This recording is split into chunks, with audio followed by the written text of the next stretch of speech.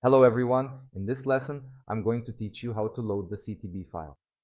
For those who don't know, the CTB file is what guarantees the line thickness when you create a PDF of your projects in AutoCAD. Remember that whenever you're working with a template, it's important to also have the CTB files, okay? The template alone will guarantee an organized file with the correct layers, but it's the CTB that guarantees the line thickness, the line weight.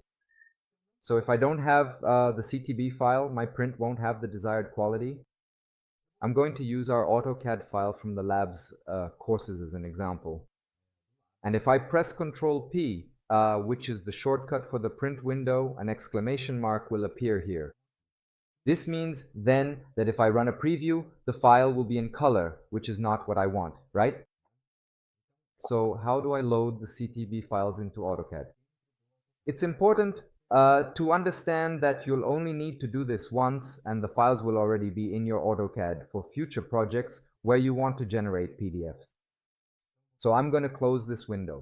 I'll go to the upper left corner. I'll hover the mouse over the print button. Don't click it, just hover over it.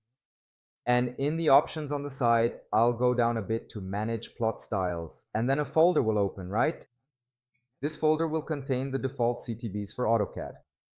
So what I need to do is copy my CTB files. So I'll press Ctrl A to select all the files in the folder, Ctrl C to copy, and in the window that opened, I'll press Ctrl V to paste.